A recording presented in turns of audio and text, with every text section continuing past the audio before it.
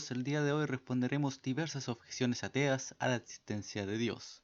He de aclarar que yo no pienso que el ateísmo es estúpido, porque si alguien sostiene el ateísmo porque dice que no podemos ser metafísica, que el pensamiento clásico no funciona y nos da buenos argumentos, entonces es válido. Si alguien dice que la simplicidad divina tiene diversos problemas y por eso no creen en Dios, son argumentos válidos. Pero lo que trataremos ahora son argumentos que yo no considero válidos y muchos de ellos son bien estúpidos. Por ejemplo, todo argumento que busca desprobar la existencia de Dios afirmando que la Biblia es una estupidez, o que Jesús no existió, o que está muerto, y que él no es Dios vivo, es un argumento estúpido. ¿Por qué es estúpido? Porque eso es completamente independiente de la existencia de Dios. La existencia de Dios no depende de la verdad de una religión y por lo tanto esto no importa. Algunos apelarán al cientificismo para negar la metafísica atomista, diciendo de que el único conocimiento real es probado a través del método científico, a través de la experimentación, la observación y las matemáticas. Ciencias como la física, por ejemplo. Bueno, esta postura es autorrefutable, ya que de afirmar que el método científico es el único método de conocimiento válido, no se puede probar por el método científico. También existen múltiples presupuestos que no pueden ser validados, como que existe la realidad, que podemos conocer la realidad, que es bueno hacer ciencia, que es deseable hacer ciencia. Nada de eso se puede probar por el método científico. Sin embargo, todos estamos de acuerdo en eso. Otro problema es que la ciencia no puede explicar varios fenómenos como la experiencia subjetiva, la mente, es algo que muchas dificultades se tiene y que se ha de interpretar filosóficamente, se ha de pensar sobre.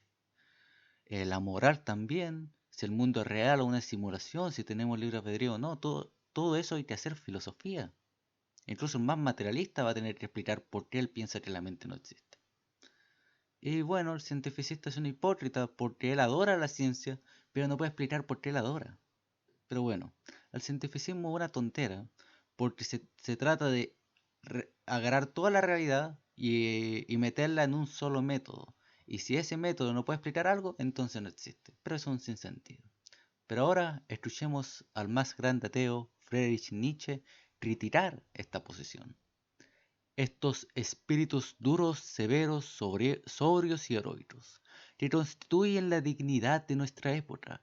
Todos estos pálidos, ateos, anticristianos, inmorales y nihilistas, estos escépticos, efécticos, éticos del espíritu, los últimos idealistas del conocimiento, los únicos que hoy cobijan y encarnan la conciencia intelectual. Sin embargo, voy a revelarles lo que ellos mismos no pueden ver, y es precisamente que este ideal es también su ideal. Aún no son ni de lejos espíritus libres, pues todavía creen en la verdad. Nuestra fe en la ciencia sigue siendo una fe metafísica. También nosotros, lo que hoy conocemos, nosotros los ateos y antimetafísicos, también nosotros tomamos aún nuestro fuego de ese incendio provocado por una fe milenaria, esa fe de los cristianos, que fue también la de Platón, la fe en que Dios es la verdad, que la verdad es divina. Pero ¿qué sucede si precisamente esta fe pierde cada vez más su credibilidad? Si ya nada se revela como divino a no ser el error, la ceguera, la mentira. Si Dios mismo se revela como nuestra mentira más duradera, en este punto es necesario detenerse y meditar largo tiempo. La ciencia misma precisa en adelante una justificación.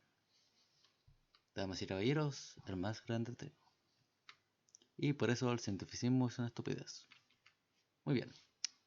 Este argumento es muy estúpido, pero sin embargo fue presentado por Bertrand Russell, uno de los grandes ateos. A mí me sorprendió mucho leerlo. Pero dice así: ¿quién hizo a Dios? Esa sencilla frase me mostró cómo aún pienso la falacia del argumento de la primera causa. Si todo tiene que tener alguna causa, entonces Dios debe tener una causa. Si puede haber algo sin causa, igual puede ser el mundo que Dios, por lo cual no hay validez en ese argumento. Muy bien. El argumento de la primera causa o la segunda vía atomista es este argumento que dice que al existir causas eficientes, o sea, causas que preceden a un efecto, no puede haber un regreso al infinito. El regreso al infinito es por 3 jerárquico y cada miembro depende aquí y ahora en vez de uno lineal, en donde eso no es necesario, como podéis ver en los ejemplos. Entonces, claro, el tema es que no puede haber una cantidad de causas eficientes infinitas porque eso es una contradicción lógica. Si desaparece una, desaparecen todas las demás. Entonces, ha de haber una causa eficiente que causa la realidad, pero que en sí misma no es causada, sino que explica toda la realidad en sí misma. Y esa causa eficiente se puede decir que es perfecta, porque todo aquello que está en el efecto está en la causa. Podemos decir que es completamente bueno porque el mal es una privación. Entendemos lo malo como carecer el bien debido. Un perro con 3 patas es malo porque le falta una pata, tener hambre es malo porque te falta la comida, ser ignorante es malo porque te falta el conocimiento. Al ser causa eficiente, la realidad no es causada por nadie, haciéndolo eterno, y aquello que es eterno es inmutable, o sea que no cambia, y se sigue de aquello que es perfecto, es que el ser es el ser subsistente, es el puro ser. No es alguien que participa del ser o lo recibe de alguien más, no lo crean, sino que él mismo es el ser, él mismo es el acto de existir. Porque nosotros encontramos que en el mundo lo más obvio es que las cosas existen. Esa es la primera intuición que tenemos, que las cosas son. Pero sin embargo las cosas son al modo del perro, al modo del hombre, al modo del libro.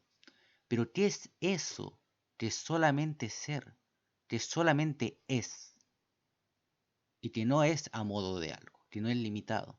Bueno, ese algo hemos de concluir que ha de ser la causa eficiente que no es causada, sino que esa causa es también el ser mismo. Y esto significa que es completamente simple, pues no tiene distinción esencia y existencia y por lo tanto tampoco un cuerpo. Y podemos decir que es acto puro porque no hay potencialidad de ningún tipo y aquí, listo, tenemos a Dios, todo explicado racionalmente. Sin embargo, esta idea de quién creó a Dios generalmente se presenta como un argumento contra el Kalam, ya que el argumento Kalam es aquel que afirma el origen del universo a diferencia de la segunda causa. Pero bueno, aquí no rechazó el Kalam. Él decía que no se podía demostrar que el universo empezó a existir. Por lo que Tino perfectamente diría, sí, el universo no fue causado, pero participa en el ser de Dios. Y así se explica. Y por eso esta objeción es estúpida, porque confunde argumentos y ni siquiera entiende el Kalam, porque el Kalam afirma que el universo comenzó a existir. Por eso no tiene sentido. Muy bien. El otro gran argumento es, ¿puede Dios crear una piedra que él no pueda levantar, o pecar o hacer el mal? Bueno, sobre este argumento también lo considero bien tonto, porque como nos dice Aquino, Dios no puede hacer lo contrario a estos principios, que el género no sea predicable de la especie, o que las líneas trazadas desde el centro a la circunferencia no sean iguales, o que el triángulo rectilíneo no tenga los 3 ángulos iguales a 2 rectos, o que el pretérito no haya sido, pues esto incluye también una contradicción. En otras palabras, Dios no puede hacer algo ilógico, no puede hacer algo que no tiene sentido.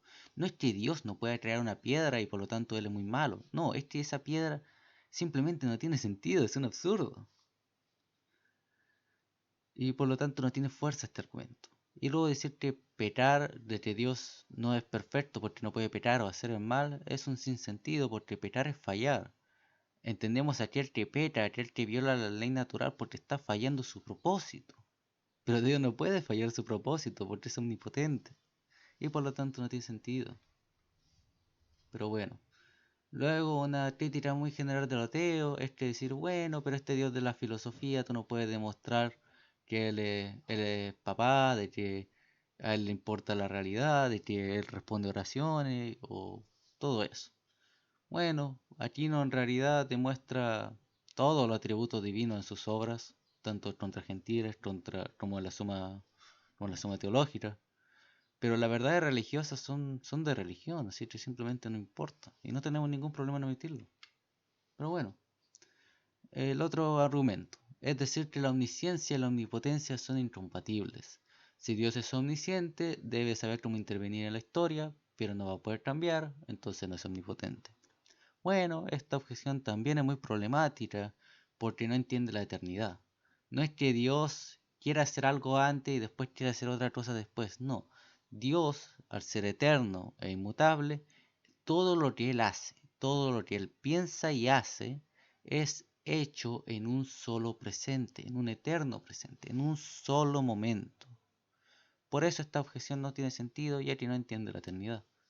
Y el más común, finalmente, el problema del mal. ¿Por qué Dios existe si se murió mi perrito? Me gusta llamarle. Y bueno, este argumento es bastante malo, sin embargo me gustaba cuando era ateo, ya no, porque no, racionalmente no es muy fuerte que digamos, y es porque, en primer lugar, Dios perfectamente permite el mal para mayores bienes, y así se resuelve el problema. Pero no solo eso, sino que el mal a la vez prueba la existencia de Dios, porque como ya dijimos antes, el mal es una privación que depende del bien, pero Dios es el sumo bien, ya que es la causa eficiente del bien y de los trascendentales y de la realidad. Y por eso nos dice Aquino que lo supremo en cualquier género es causa de todo lo comprendido en él, pues la causa es más poderosa que el efecto, y en consecuencia él es el sumo bien. Otro argumento que se habla mucho es decir que no hay suficiente evidencia para la existencia de Dios. Bueno, esto es simplemente ignorar como 1500 años de tradición filosófica, es completamente ignorar todos los argumentos para Dios, es ignorar todo el trabajo de los griegos, de la escolástica, es simplemente ignorarlo todo. Pero bueno, la gente común no los conoce, así que ¿qué pasa con la gente común? Bueno, la gente común tiene acceso a la moral, a la ley natural, todos estamos de acuerdo en que matar, violar y hacer cosas malas, robar, es algo malo. No nos tenemos que poner de acuerdo en eso, todos lo sabemos. La moral es bastante evidente para el hombre, y el hombre conoce a Dios a través de la moral, que es lo que nos dice San Pedro en la Biblia, bueno, Pablo, que la conciencia nos delata, y tiene toda la razón. Además de que la religión es algo completamente natural en el ser humano, no ha habido ni un solo pueblo que no haya sido religioso. Y alguien va a decir, bueno, pero que haya muchas religiones es un problema. Y la respuesta es no, no es un problema, porque la mayoría de religiones están de acuerdo en obedecer algunos elementos de la ley natural, como no matar, como no robar, no torturar, nos podemos poner de acuerdo con eso, y todos de algún modo entienden a su manera a la divinidad. Aunque claro, eso no significa revelación, pero de que sí hay un entendimiento natural de Dios. Muy bien. El otro argumento muy popular es el del ocultamiento divino y probablemente el mejor de todos los que veremos acá. Haré un video en profundidad sobre este argumento, pero bueno, de forma muy resumida, Dios se mantiene oculto para que podamos ejercer nuestras virtudes intelectuales, para que busquemos la verdad, para que lo deseemos, para que busquemos el bien a pesar de la pereza intelectual y de la desesperanza. Dios no solamente quiere revelarse, sino que lo busquemos activamente, que busquemos y deseemos la sabiduría, que busquemos saber el bien, que busquemos la realidad detrás de las cosas. Y también el deseo que respetemos la ley natural, que la afirmemos a pesar de las dudas, a pesar de la injusticia. Mucha gente ve el mal, el sufrimiento y dice, bueno, ¿por qué hacer el bien? Si a veces parece que hacer el mal es mejor. Pero aún así hay gente que decide hacer el bien a pesar que tiene todo en su contra. Y lo pueden hacer aunque la existencia de Dios no sea obvia, no sea tan presente. Y claro, esas son virtudes que no pueden haber sin un cierto tipo de ocultamiento. Y también yo no solamente diría que Él debería revelarse a los Dios sinceros, porque Dios como tal, con nosotros no tiene obligación en su mayoría. ¿Por qué? Porque todos nosotros transgredimos la ley natural. Todos nosotros de algún modo matamos, violamos y cometemos varios crímenes. Todos nosotros somos malas personas. Solamente mira la historia y mira todas las atrocidades que ha hecho la humanidad. Solamente piensa en todas las cosas malas que has hecho. Y compárate con la bondad de Dios. Porque el juez debería de tratarte justamente a ti, que eres un transgresor? ¿Por qué Dios debería de revelarse personalmente a aquel que viola, mata y simplemente no le importa? Yo no solamente pienso que debe de desearse la verdad y el bien, sino de arrepentirse del mal hecho, del mal que se ha cometido, de las injusticias cometidas. Yo diría que bajo esas tres consecuencias, Dios se debe revelar. No bajo solamente la sinceridad, como piensa Schellenberg. Pero bueno, también, aún así, aunque todo no funcionase, Dios podría revelarse después de la muerte del ateo, al intelecto, porque el intelecto no muere. Y a través del intelecto le puede retropensarle con la visión beatífica, revelándosele una vez ya muerto. Y ahí aquella verdad, aquel bien que el ateo anheló, será recompensada en Dios. Ahora, ¿por qué no se reveló en vida? Ese es tema suyo. Pero de que una vez se muere, ya, listo, ya no hay esperanza, no se sigue. Muy bien. El que entendió el chiste aquí, entendió el chiste. Bueno, y si Dios fuese malvado. Tengo un video sobre esto, pero bueno, como ya dijimos, podemos demostrar que Dios ha de ser máximamente bueno. También podemos decir que si Dios fuese indiferente, Él no habría hecho un mundo para empezar, porque Él no depende del mundo. Además de que del Dios del teísmo clásico, el tomista, el Dios católico, es uno que mantiene la existencia. Él no crea el mundo y se va, no. Él está activamente trabajando 24/7 para que el mundo exista. Entonces, ¿por qué un Dios indiferente haría eso? Solamente tiene sentido bajo un Dios bueno. Ahora, un ser máximamente malo es imposible que exista porque, como ya dijimos, el mal no tiene sustancia, no es algo en realidad. Y un ser máximamente malo no podría crear nada porque sería completamente egoísta, pero si él crea para ser aún más malo, entonces depende de su creación. Y por lo tanto un Dios malvado no tiene sentido. Muy bien. Esta crítica es interesante que dice, ¿son las cosas buenas en sí mismas o porque Dios lo dice? Si Dios lo dice, es arbitrario, pero si son buenas en sí mismas, Dios depende de algo más. Así que leemos la opinión de Aquino. Y fin es todo aquello lo que aquieta el deseo del motor y de lo movido. Pero el aquietar el deseo es propio del bien, dado que bien es todo lo que todo ser apetece. Luego, toda acción y todo movimiento van dirigidos al bien. Tanto la acción como el movimiento parecen estar ordenados de alguna manera al ser, ya para conservarlo específica o individualmente, ya para adquirirlo de nuevo. Ahora bien, todo lo que es ser es bueno. Por eso todas las cosas apetecen al ser. Por lo tanto, todo se dirige al bien. El bien es aquello que apetece, que es lo que dice Aristóteles. Eso es cierto, porque aquello que se desea es lo que se quiere. Y eso es bastante evidente que eso se dirige al ser también, al existir, a la perfección, a la realización de la potencia. ¿Cómo lo puede ser?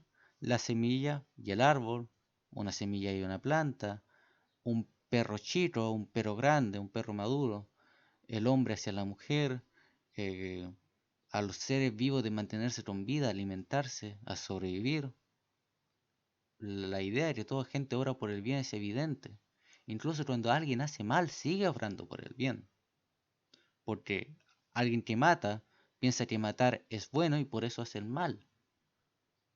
Porque si no, no mataría. Piensa que es bueno porque, no sé, el mundo no tiene sentido y odio al mundo. Así que yo me regocijo en destruirlo. Y ahí está el bien suyo.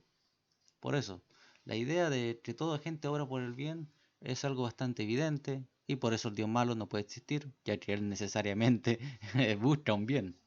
Pero bueno, ahí nos solucionamos problemas. El bien no está en la cosa como tal, independiente de Dios, pero no es arbitrario, sino que surge de la naturaleza divina porque Dios es el bien. Muy bien. Dios al crear el mundo pasa de potencia a acto, y un ser perfecto no puede crear. Bueno, uno va a decir, bueno, pero si Dios crea el mundo, entonces Él cambia de un lugar a otro. Bueno, eso no se sigue, ya que de actualizar algo no se sigue la potencialidad. Si bien eso pasa con el mundo, un ser que es puro acto no está necesariamente obligado a serlo. Lo esencial de enseñar es hacer que otro más aprenda. No que yo escriba o cualquier cosa, no, sino que el otro aprenda. Y como ya dijimos, Dios actúa desde la eternidad. No hubo un cambio. Muy bien. Ahora, un ser perfecto se diría, sí, en el sentido de que un ser perfecto no crearía algo imperfecto, sino que él simplemente participaría su ser, pero eso no sería una limitante, ya que no significaría que él no pudiera hacer algo. porque si no pudiera hacer algo, no sería pura actualidad y no sería omnipotente. Lo que tendríamos es que este ser perfecto, al crear, no sería algo imposible, sino que sería algo libre, porque es innecesario, no hay nada que lo obligue, no hay nada más razón que porque él quiere. Así que no es un problema. La otra objeción también muy común es que la omnisciencia de Dios es incompatible con el libre albedrío. Yo diría que no, porque podemos decir de que como alguien que ve un partido y rebobina sabiendo todo lo que va a pasar, no lo determina. Ahora bien, se dice que si bien Dios es el creador de ese partido, Él lo determinó. Pero bueno, yo diría, no, porque si Pedro mata a Juan con una escopeta, la causa principal es Pedro, no Dios. Pero alguien me volverá a decir, sí, pero Dios creó todo, entonces se sigue que Dios lo determinó de la misma forma en que, no sé, un efecto dominó, igual de la misma forma de un efecto dominó. Y claro, aquí bajo un presupuesto determinista donde solo existe la materia, sí tendrán la razón.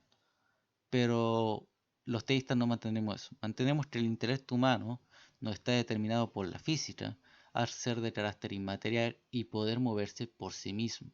En ese sentido es pura actualidad. Bueno, no pura actualidad, más bien un motor inmóvil secundario. Es como se mueve por sí mismo, pero no es puro acto porque sigue teniendo potencialidad en el cuerpo, sigue teniendo distinción esencia y existencia, pero puede moverse por sí mismo, pero seguiría dependiendo del ser como Dios. Y en ese sentido decimos que es hecho en semejanza de Dios. Además de que, como ya hemos dicho, Dios conoce las cosas en un eterno presente.